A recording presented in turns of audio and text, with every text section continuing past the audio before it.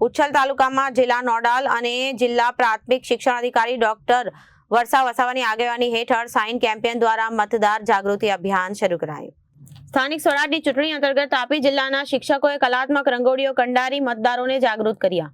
તાપી જિલ્લામાં આગામી 26મીએ યોજાનારી સ્થાનિક સ્વરાજની ચૂંટણીમાં 2026ના વધુમાં વધુ મતદાન થાય તેવા ઉમદા આશય સાથે જિલ્લા ચૂંટણી તંત્ર સ્વીપ પ્રવૃત્તિઓને વેગ આપવામાં આવ્યો. આ અભિયાન અંતર્ગત જિલ્લાના વિવિધ તાલુકાઓમાં પ્રાથમિક શાળાના શિક્ષકોએ વિદ્યાર્થીઓની સાથે સાથે પોતે પણ કલાત્મક અર્થસભર રંગોળીઓ દ્વારા મતદાન જનજાગૃતિનો પ્રેરક સંદેશો પાઠવ્યો છે.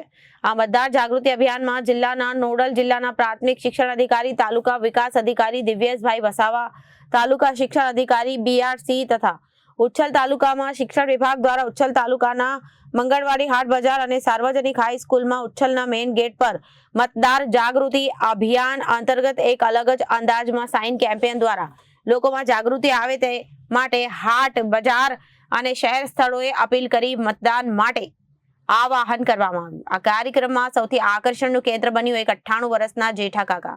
તેમણે પણ મતદાન માટે હું પોતે મતદાન કરીશ અને બીજાને પણ કરાવીશના શપથ લીધા. Reporter Ashish Gavit, Janadesh news Vyara.